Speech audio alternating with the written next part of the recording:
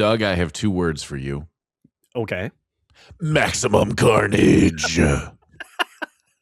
Thank you. Those are 2 solid words, my friend. Yes. Maximum Carnage tonight on Dynamite. They loaded that card. They did. Yeah. But did we get Maximum Carnage? No, we did not. Is this one of the first Dynamites that no one has bled?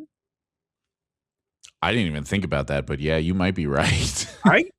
Didn't Darby get busted open a little bit there? Didn't his arm start to bleed? I thought I saw. Oh, to be honest, I was in the middle, or I was wrapping up giving my dog a bath at the time, so I was listening and watching. So I may have missed any blood, but so you actually got to experience Maximum Carnage, just not in wrestling. I actually did, yeah, because Wallace, he was actively shooting hair off his body while we were giving him a bath. Like it was. I understand. Yeah, I understand. One of my dogs is half husky, and oh yeah, Wallace is part husky too. Wallace, they'll do it. Yeah. Speaking of missing things, I know that this opened with some sort of recorded promo from Joe and Brian Keith. Yeah, I missed that too. I totally missed it. I turned it on at like 7:02, so I literally all I caught was, this is only going to work if you're watching, but literally all I caught was Brian Keith looking at the camera like this. Like that was all I got. You could have done that and not told me who it was, and I would have guessed Brian Keith. You could have just done that, and I would have. Thank you. Oh, Brian Keith. Mm-hmm. I've been practicing. Well done. I like it. Thank you. Thank you. Yeah, so I don't know what that promo was. It would factor in later. I'm gonna say it was maybe good because Joe was involved. All I know, it was a little bit too on the nose because they kept saying the bounty hunter is picking up Joe's bounty. It's like, all right, I get it. They've done a couple of those with him, I think on Collision, where they're really going back to the bounty hunter thing, which is fine. Yeah. But it makes me sad because I like him and Bill as a team, and I'd like them to do something with them again. That was what I wrote down basically for that for that match was. It makes me sad that I'm glad we got to see the bounty hunter in Big Bill, but it made me sad because they're not winning. Bounty hunter is not winning this. Brian Keith is not going to win, and Bill's going to end up not looking. Hangman's going to clobber him. So makes me sad because I would like to see them do something with them. I like them. I like them too, but we'll talk more about that in a minute. But we mentioned it, Darby. I'm done. Oh, we're done? Okay, great. Fantastic. With that match, right. Yeah. I have a couple thoughts, but we'll get to that. Okay, that's fine. We'll get to that after Darby and Pac, which was the first match of the show. Yep. I guess did not open the show. I referenced it. I do think Darby's arm was bleeding. Okay. Because did you see the suplex onto the steps? Yep. Dude. Man. Dude. I am changing my projection. I've been saying for a while he won't be able to walk when he's 45. He's not going to be able to walk in like 5 to 10 years if he keeps doing that.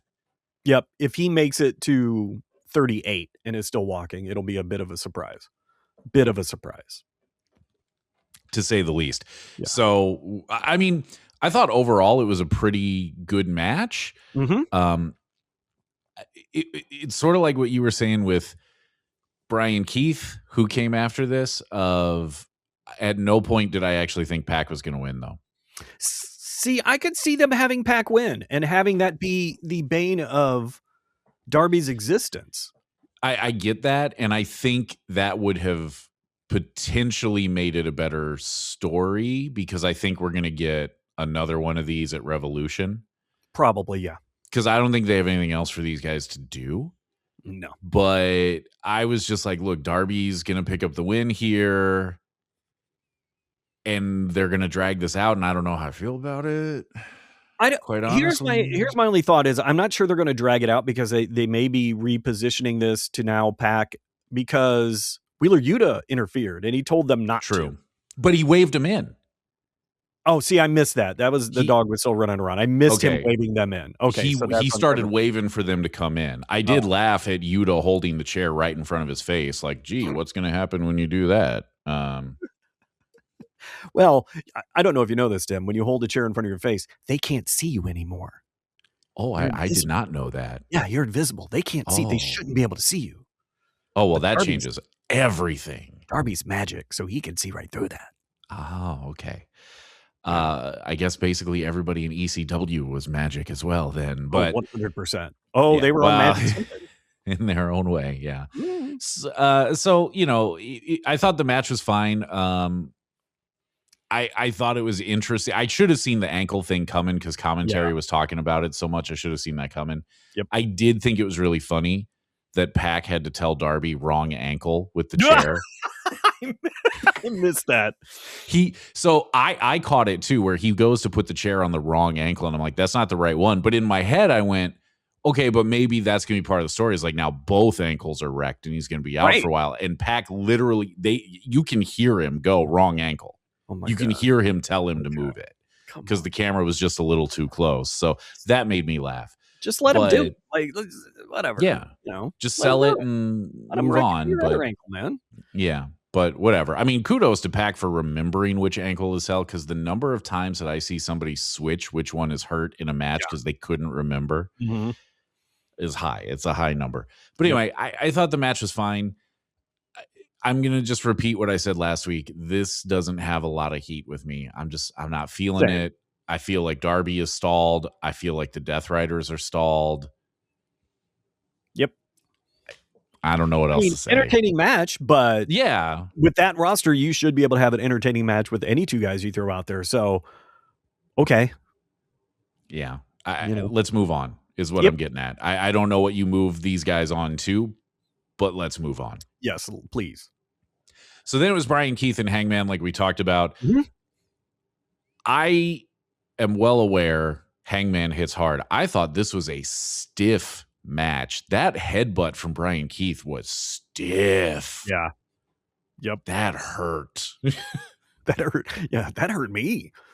It did. Yeah. Other than that, I don't have a lot to say. I liked it. I liked the pacing of it. I thought they came out hard and fast and kind of kept that going. I was with you at no point did I think Hangman was going to lose. I knew Bill was going to get involved. I figured Hangman would take him out. I liked Swerve appearing out of nowhere with the chain to take him out because I think that makes Bill look a little bit better, right? Yeah. I did like, there were twice, and this was the first time of the night that the run in was well done, well filmed, and well presented. And it was I really liked Swerve coming in, the way he came in. He came in quick, he came in sudden, he did his thing, and it was done. He didn't mess around. He made the impact he needed. And yeah, I really liked that. That was one of my favorite parts of that whole match. I mean, other than, them just beating the tar out of each other. Yeah. But having Swerve come in at the end, the way he did, really liked it. Yeah, I agree. But like I said, beyond that, I got nothing else on this one. Okay, that's fair. How about the aftermath, though? Because what happened afterwards, Kenny's back, baby. Yeah, which we knew. I mean, they'd been promoting that he would be back. I liked the dynamic there of Hangman, smiling at him and their buds, and Swerve mean mugging. I liked all that. Yep. I like that we're finally doing Omega and Alexander. Yep. I like that. About that, can I just say, I am getting a little bit tired of the wait. We'll do it next week. I'm getting a little tired of that because they're using that quite a bit. And I would have rather, I don't know what I would have rather seen. Maybe Callis doing you know what? You're going to do what Daddy says. And Daddy says, turn around. And because he's got like a million guys, have some of them jump him. I don't know. I would have liked to see something other than let's wait. Yeah. It's that an awful lot. It's cheap heat. I mean, it is. It's cheap heat, and it's something that heels have done since, I think, the dawn of time. Oh, yes. But I feel like that card's been played often in recent memory, and it just is feeling a little tiresome at this point for me, personally. No, I'm with you on that. I think that the question that I always have, really with anything related to Don, is, are they doing it on purpose? Because I think that he does that. I think that he thinks that way, and he's doing it on purpose because he knows it's annoying and he knows that it's played out. I think he's doing it on purpose. I could be wrong. No, you're probably correct. Yeah, because Callis is that good. He is, and he thinks that way. And I also understand. Look, you got to do something to pull people to next week's show too. So I get that. I just. I didn't think for a second when Kenny said, I got time tonight, I didn't think it was going to happen. Yeah, right. Yeah. You know, now what I will say is, could you have given me that instead of Brody and the translator? Here's why I like that. I like that because at least it gives us Brody on TV, which I think they need. And I think I like seeing him on TV. And if you're just still trying to figure stuff out, at least I got to see Brody. The thing there's with that match, the thing I wrote down a couple things. Brody versus translator didn't even take his coat off, and I loved it. Yeah, no, I liked it from the Brody standpoint. And look, I literally wrote down, yay, the translator. Yes, because I liked him last week, and I said I wanted to see him more. Look, the guy can bump like crazy, so I'll give him that. Like, I was just like, I don't fully understand the point of this, but okay, that's pretty much what I wrote was, I don't get it, but okay. This is also where a feature that didn't make it into the first episode, things my wife said during wrestling, happened during the end of that match. I was like, hey, Brody is the lead singer of a metal band. And she was like, he's not very fit. It's a lot of chub.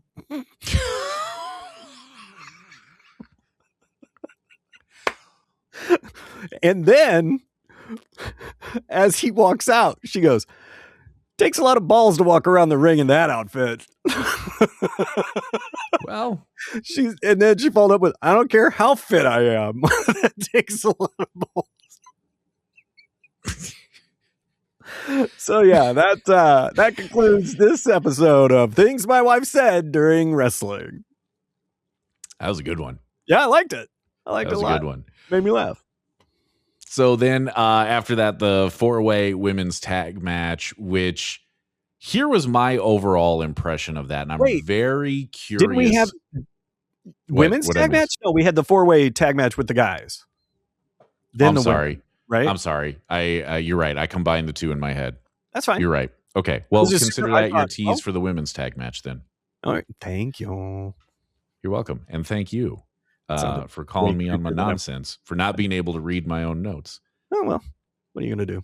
By the way, Jake Doyle, I saw I know this who he is now. I was like, finally, I was like, oh, that's Jake something from TNA. Yeah, which I had heard the name. I had literally never seen him before, which is why I didn't recognize him, because I have literally never seen TNA before. I have not watched. No, I take it back. I watched one segment of it when Omega had their belt and he and Don Callis showed up there. I watched that, and that was it. That was it. Because I have never had the channel that they are on at the time they are on it. I just see their clips on YouTube and social media, and I've seen him that way. Okay. But yeah. I mean, they just, it's very interesting how lots of wrestling stuff will come across my feed. They don't. Right. And I don't get that, but whatever. That's for the algorithm, I guess. But anyway, here's what I wrote down about this one. I had a feeling the big guys would win because they love to take the new person and give them a title shot really quickly. Yeah. And here's my problem with it. Those guys aren't over. Right. We barely know Mark Davis because of injuries and, he just, look, how many times have we seen this? Tag team separates, one guy is clearly the star, and then there's the other guy. Here we are again, where Kyle Fletcher is clearly the star, and then there's the other guy. I'm glad to see them doing something with him. I think the team is very interesting. But for those of us like me who had never seen Jake before, ever, I may as well not have seen him with as little as I've seen him. Right. So I don't know him at all. I barely know Mark Davis. You got to give that team time to get over. and to immediately put them in the title scene, I think is a mistake. And it's not because I don't think that they are capable of a good match or whatever. I just think from a fan service perspective, you're assuming too much knowledge on the fan part. You know what I mean? Yes. You're assuming that we know those guys better than we do. Yep. And when you have the Young Bucks, who I don't know why we keep doing this with them, where you've got all the momentum in the world, and now we're going to stall them out again? Yeah. You know, JetSpeed coming out of the Continental Classic where they had made such a big splash, and you're stalling them out. And I know they're going to come up again later in the show, but now you're kind of stalling them out. I don't know that this is the best call. Right. And to be fair, I thought this match made all of them look really good. I thought they all had their moments to shine. I don't think anyone really looked bad in this match. The one conspiracy theory that went through my head is something I alluded to last week as a jest, but then it came up in my head again, was because at the end, after Meat and Meathead or whatever they're called, won, and FTR comes out and then they start fighting, I was like, oh, maybe they are going to just give Don Callis all the heels and all the faces will be on their own against the Don Callis heel stable, and he's got everybody. Because FTR, they weren't faces, and now... Yeah, that's the other thing I wrote down is... That's the other thing I wrote down is I don't like... Let me put this in context. I don't mind heel versus heel. I don't mind face versus face if it makes sense. If you have done the groundwork to make it make sense, right? To immediately take these two dudes who are a heel team, you're going to tell me that they're monsters, but you haven't established it.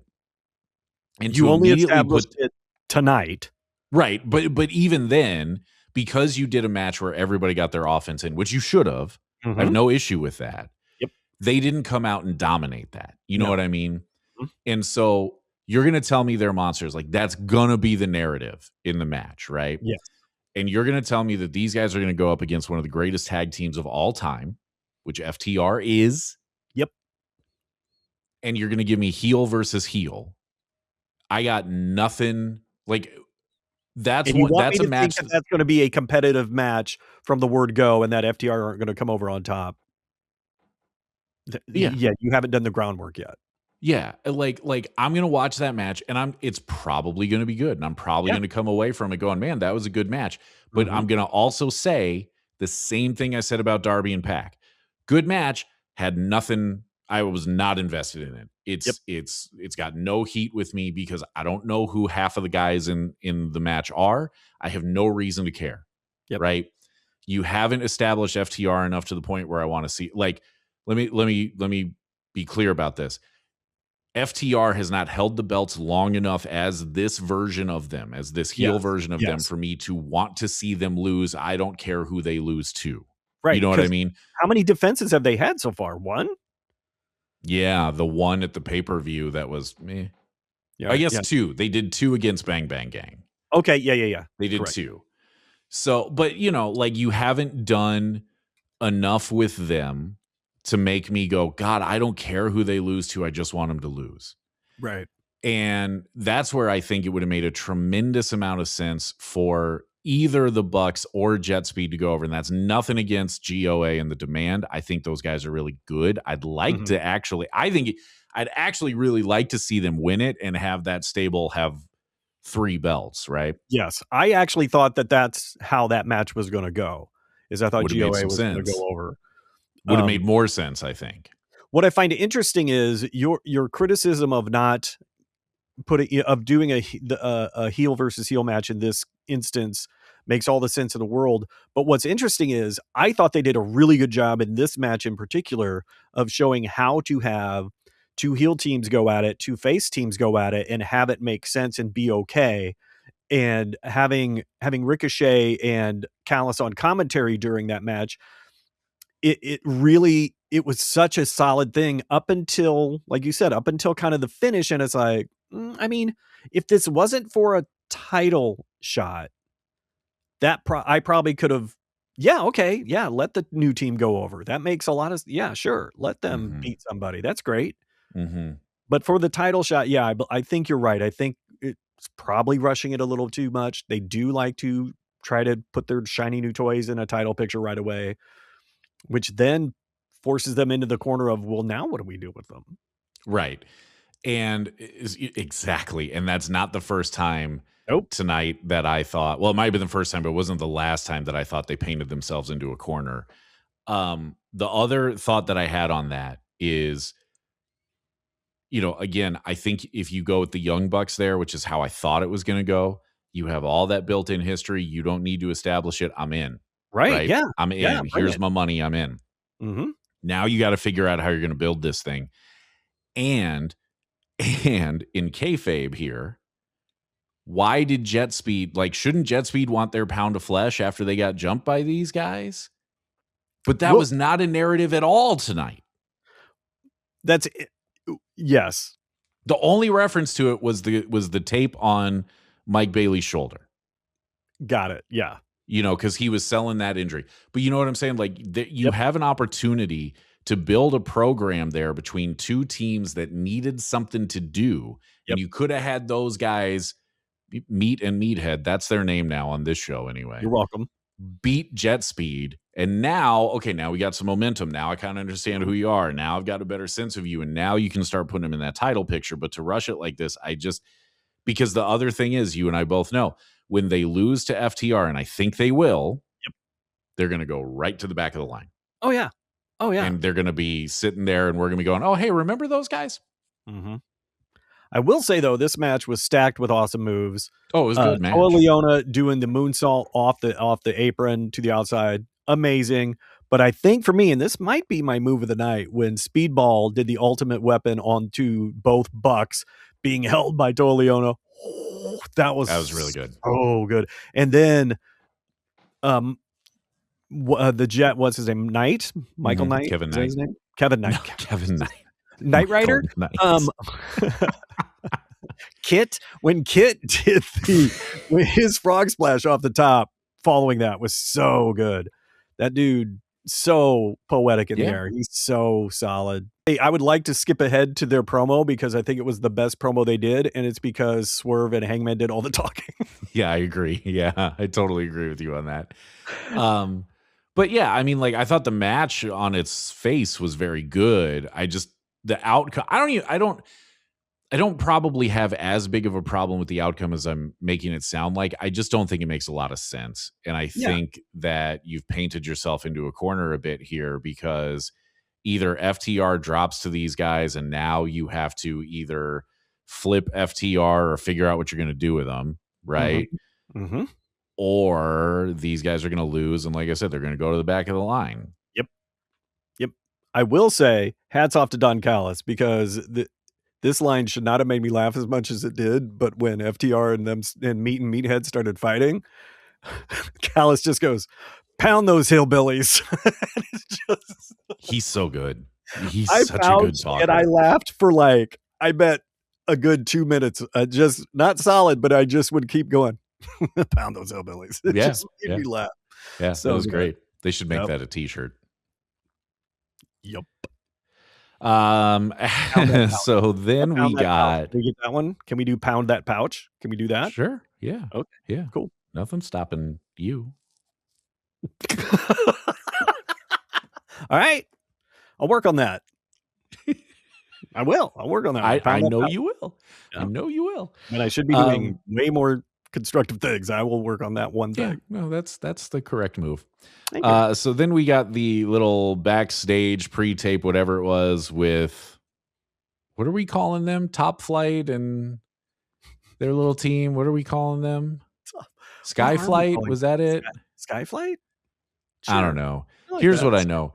Probably shouldn't have the Martin boys do the talking when Scorpio Sky and Christopher Daniels are there. I would assume that's why Christopher Daniels is there. Yes. But let okay. him do the talky talk. Yeah. Again. Okay. I'm not sure that that's enough to get me to watch Collision, but okay. Okay. Yeah. Then the women's trios match. So I just had that all the way wrong when I said 4-way tag match earlier. But all right. I am curious to see what your sense of this match was. It was interesting because I find it funny. The first thing I wrote down was love Harley's hair. Okay. That was the first thing I wrote down. And I thought Statlander's outfit looked great when she came out. I was like, ooh, that looks kind of X-Men-y to me. I don't know. I liked it. Right. So anyway. Fair. Okay. For as much as they build Tekla up, and I think they do a good job of building her up, I don't feel like she saw enough action. I don't feel like the action was that impactful. Yet she gets the pin on the women's champ. I was really surprised. I think I wrote down that may have been the biggest shock of the night for me, was that Tekla pinned Statlander. Interesting. And after Stat came in and just wrecked house, and for 2 seconds I was like, okay, if this is how you're going to present Chris Statlander moving forward, I understand. She's establishing herself as the bull of the woods. She's going to be the one standing tall. She's going to be the train that runs through everybody. Okay. She proved it. She did a great job. She's just like, come on. She saw the attempted, attack from behind, caught Sky Blue, put her down, took everyone out, and then gets pinned by Tekla with kind of just one move, I want to say. She took the spear. Yeah. It felt a little anticlimactic at that point. I don't mind giving Tekla the win, just in the manner and with not enough offense beforehand to kind of establish that for me. Just, I don't know. But I will say that the Harley Willow double drop they did, that looked, I would want, wouldn't want to take that. That looked painful, having two people fall on you like that. But yeah. Yeah. So overall, I liked the match. I liked Statlander in this match. But the ending confused me. And then, the other thing I wrote down, when they did that Long Island train thing where like all three of them did their moves twice on Sky Blue, and she kicks out at one. Yeah. What are we doing? What are we doing? Yeah. So the only part of the match that made sense to me was Tekla winning. And the reason I say that is when they started that match, I was like, Tekla's going to pin Statlander because that's how they're going to make the title match, which is obviously what they've been building towards. Okay. So I that was one that I mean, before the match started, I was like, Tekla's going to pin Statlander. Now, I think that what you said there was not enough offense prior to that. I think I have no notes on that. I think I see where you're coming from. I get it. I don't think you're wrong. My sense of this match was, I think it was a good match, but for whatever reason, it was just kind of flat. Like, if you watch it again, the crowd was hot pretty much all night, and you can hear when they're trying to get into it. But it's the quietest that arena was tonight, was during that match. And unfortunately, they are coming off of trying to follow that 4-way tag match that was really hot. So they weren't in a great position. True. But the way they structured it was, there's a commercial break there, which if you've never been to a live Dynamite, they don't do stuff during the commercial break. There's not like a dark match that happens there. Justin talks to the crowd and fills the time. Okay. So that cools things down. You have the Top Sky Converse flight, whatever it was. Skynet. Can we call them Skynet? Skynet. Yeah. You have that pre-tape that cools it down. So like, I think they structured it well to give space between those matches. You know what I mean? But it felt like the crowd wanted to get into it and they never really got that moment. And I don't know why. The only thing that I could, because I felt the same way. I was like, I want to be more into this match than I am. The only thing I can think of is, I feel like Harley is lost in this. And I think, this is my argument, Harley Cameron is the reason Babes of Wrath got over. That's nothing against Willow, but she is so damn entertaining with the puppets and the songs and all that. She is what got them over, and now she is so in the backseat.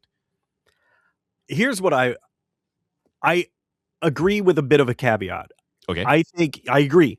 I think Harley Cameron is the reason that Babes of Wrath got over. But I feel in the ring, Harley is leaps and bounds behind. And I feel for me, because I was going to say the thing that took me out of the match was when Harley was in. Love her to pieces. Think she's super entertaining. Do not think she's ready for this tag team title run to hold the belt with Willow. I think Willow is really, really solid in the ring. Statlander's really, really solid in the ring. And it's no slight against Harley, but she's where I think Sky Blue was about a year and a half ago. Yeah. And it's only now that Sky Blue is kind of coming into her own and really getting into that.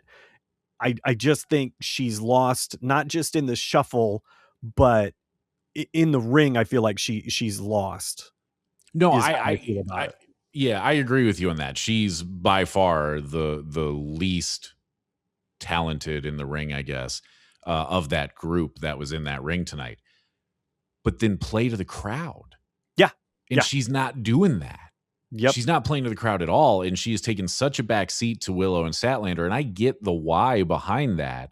But I think you have to get her more involved in the play to the crowd standpoint to get the crowd into it. Because they showed you tonight they want to be, but they're not on this story for whatever reason. And I think it's probably because it's kind of only loosely a story. But, you know, I just thought it was kind of an odd feeling match, if that makes any sort of sense. Like it should have been hotter than it was, and I don't fully know why. So that was my theory, is let her play to the crowd a little bit more. Also, I think Julia Hart and Sky Blue are better than what they showed tonight and better than what they've showed recently. And I'd like to see more of them doing what they used to do. Yeah, I would agree with that as well. That is my face. There it goes. So I can get to my notes. So then we got the backstage with JetSpeed that you referenced earlier, which was by far their greatest promo because they didn't talk. Hangman and Swerve did it. I did write down, I don't understand the point of Swerve putting them over other than just helping put them over. The Hangman part made sense, at least, of we're going to take on, the ops, but okay. Yeah, I honestly thought we were going to get some kind of weird proposal from Swerve because he showed up, Nana's there, and I'm like, oh, okay. Is he going to take him under his wing and like work him into the fold? Nope. He's just said, I like you guys. And then he walks away, and then Hangman comes and is like, we're tagging next week. Which, all right, I'll watch that. Cool. I probably will watch that. Yeah, I probably will. Then we got the Rascals tease. A little surprised, but all right. I'm not, because when I read that I read, I think literally yesterday, either yesterday or today, that their contracts had expired with TNA and they had not re-signed. And I didn't think they were headed to WWE because they had already kind of flirted with that. And WWE kind of went, thanks, but no thanks. Right. So I wasn't shocked to see that they're coming to AEW. It's kind of like with, I don't know if he's Meat or Meathead in the team, but it's kind of like with Meathead. Jake Doyle, Meathead. Something Doyle. I'm aware of the Radicals, but I know nothing about them. Here's my fear with the Radicals is they had kind of a hot moment in TNA, but not during this current run. Their hottest run was their run prior, and they came back. And I know one, maybe both of them have been doing some other indie shows. That's fine. They're a name. Do we need another team of that ilk to be coming into AEW? And what are you going to do with them that you can't do with Space Speed or whatever? Yeah. Whatever. Well, and you've got a bunch of you've got a bunch of teams. I don't know what adding the Radicals does. Don't get me wrong. I think the Radicals are fun to watch, but I'm also afraid that they're going to come in, they're going to make a splash, and then we're going to see them, once a month on Collision would be my guess. And that combined with the Hangman JetSpeed thing were the other times. So that whole little sequence there were the other times tonight where I thought you have painted yourself into a corner. Because if you go back to the Hangman JetSpeed thing, if they win, what does that do to derail the Swerve and Hangman team that we're flirting with? And I don't know why you don't just go ahead and make them a team. I agree. I was thinking about how every time I see them together, I think about there's a story from when they were shooting Caddyshack that Harold Ramis had realized he didn't have a scene that with Bill Murray and Chevy Chase in it together. So he wrote one because how can I not have my two biggest stars in the scene together? It feels like we're going to find ways to put them together, but not officially put them together. Just go ahead and do it. Just go ahead and do it and let them be a team and let them do tag team stuff and eventually probably take down FTR, right? Yeah. So if they win the trios titles, I don't know what that does to the Swerve Hangman team. If they lose, I don't know how you keep the feud going with the Ops. Right. So I think you've painted yourself into a corner a little bit there. Right. We'll see what they do. I understand the logic because you want to try and build on the momentum you built in the Continental Classic. Putting them in the trios title hunt, I think, is a good idea. I don't know if it's a great idea to put them with Hangman because of the reasons that you stated. I don't know who else you do that with. Well, I think it would have been far more interesting, especially after the promo, if it was Kenny Omega in that spot. If it was Omega, Hangman, and Swerve. Sure. Because now you have that tension of, well, we all want the AEW championship, but Hangman's my friend, so I'm going to help him. And also, I don't, you could just have Kenny do the babyface thing of, I don't like what you guys have been doing. So, and I need help with the Don Callis family. Like, you could have done that. And then you could have had JetSpeed win, the other match and go on to face FTR to keep that momentum going. Right. Oh, okay. Gotcha. Yep. But now we're here, and I think you've painted yourself into a corner a little bit. And I'm not sure how they're going to get out of it. And then what you said with the Radicals is the other part where you're going to bring these guys in, and I think you're going to paint yourself into a corner with them as well, because what are you going to do with them? Yeah, because they are very much akin to JetSpeed, but they're a little, they aren't even as fresh as JetSpeed. Right. Speedball's been around longer than Kit has been. Jet Kit. Michael Knight. Kevin. Yes, I know it's Kevin. But the Radicals they've put in more reps, and so they're not they'll be a fresh face to AEW, but they're not as fresh a team. So yeah, I think it's difficult. And again, I think you need to introduce them. Don't assume we know who they are. Yep. It's not interesting. They got like that graphic of they're coming. It's like I don't remember them doing that a lot. No, have they ever done it? Maybe with Okada. Oh, yeah, they might have done it with Okada. But not really. They don't know. They usually like to spring those things on us. So, I mean, I just keep thinking back to I was there when the Butcher and the Blade debuted, and we all started chanting, "Who are you?" Because nobody knew who they were. So don't assume we know who they are. Right. Same thing happened when Dark Order debuted. Like they came out and they swarmed the ring, and everyone's like, "Who the hell are these guys?" Yeah, I mean, Tony, because we know you listen. Yeah. Don't assume that we know who they are. Introduce them. Then so at least they did that. At least they gave us a graphic and said, "Hey, the Radicals are coming." Yeah. Okay, that's something. That's different. I like that. Yeah. I just am concerned with how they handle their new toys. So that's all. Nope, I agree. I totally agree. Then it was main event time. Yes. I thought this was a banger of a match. I thought it was really good. I thought it was also very smart because I think sometimes the criticism of MJF is that he doesn't wrestle often because he's not as skilled in the ring. And I think it was very smart to put him in the ring with one of the best technicians, or at least high flyers today, with Bandido, and have him hold his own. I thought that was very smart. And I thought they actually did a very good job of going back and forth. I thought it was really, really good. And MJF pulled off one of my favorite moves, the slow roll out of the ring. Yes, I love a good slow roll as well. I mean, So- my thing when I see that about, oh, well, it's because he's not very good in the ring, he's just a good talker. I'm like, you didn't watch Ric Flair, did you? Right. Because watch a Ric Flair match and then watch MJF. Mm-hmm. It's kind of the same thing. And the reason I say that is MJF works the way he works on purpose. He has shown you he is capable of putting on very, very good matches. He has the skill. He works the way he works on purpose. He wants to be the old school Ric Flair-esque heel. Yep. He does it on purpose. He wants the whole point is he's trying to control the pace of the match. And you can't do that against a dude like Bandido, which is what I wrote down of, I love the contrast in style. Yeah. I thought it worked really, really well. But I also thought MJF looked really good against Bandido, and you would think he wouldn't look as good, especially if he's intentionally so he turned on the he drank some mana potion and he got his magic levels up, and he did some. I liked him in the ring tonight. I thought that was a great match tonight. I thought he looked really, really good in there.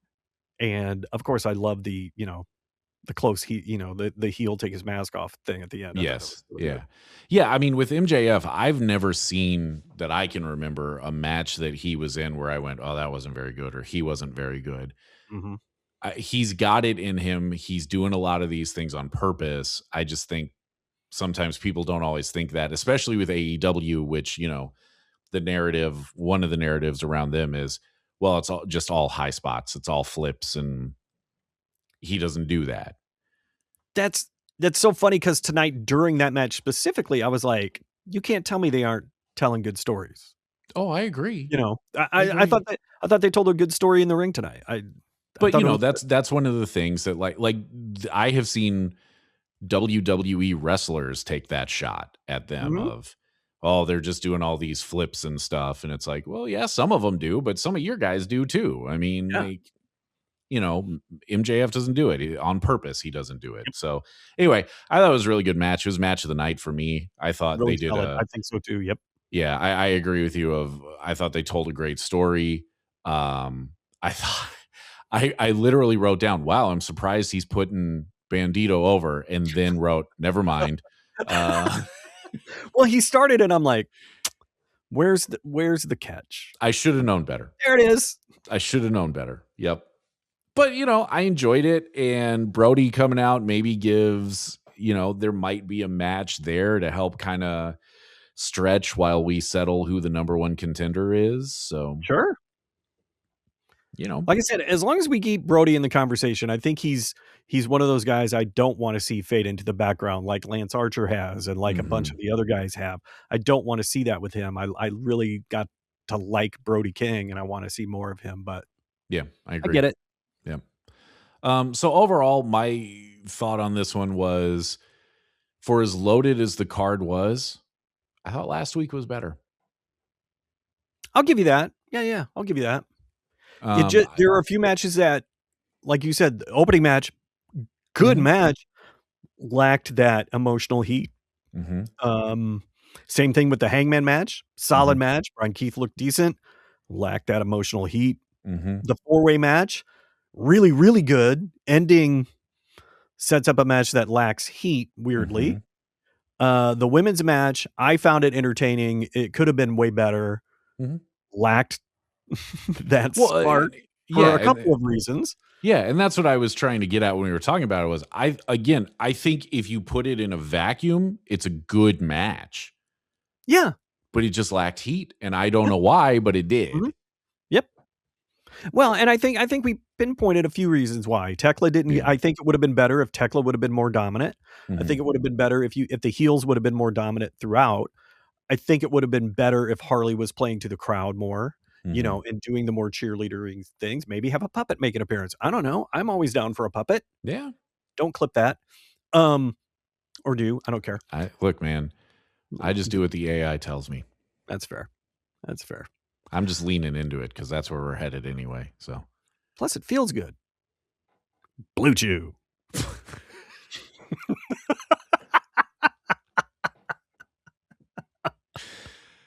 Not unlike the end of the MJF match. I should have seen that coming, and I didn't. You should have. Yeah.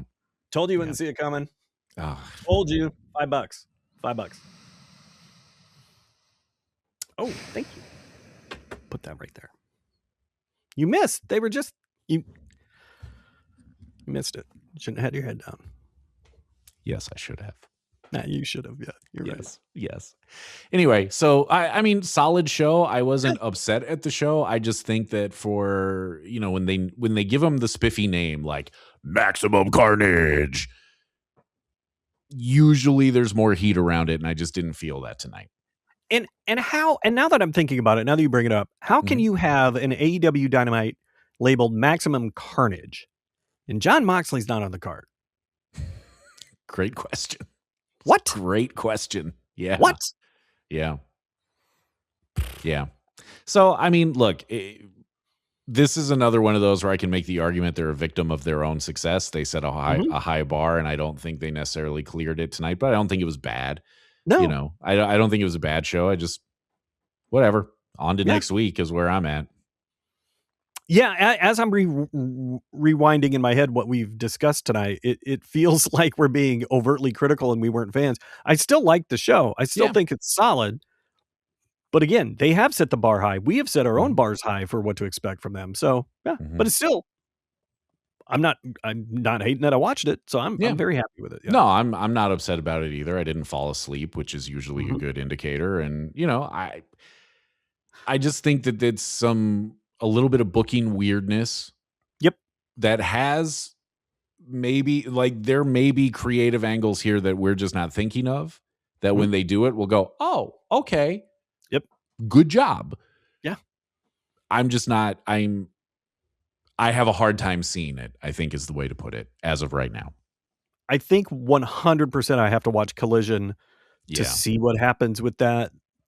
The trios match. Yeah. Yeah. Yep, I agree. So, and you know, we've talked about it. They're putting a focus on trying to get us to watch it.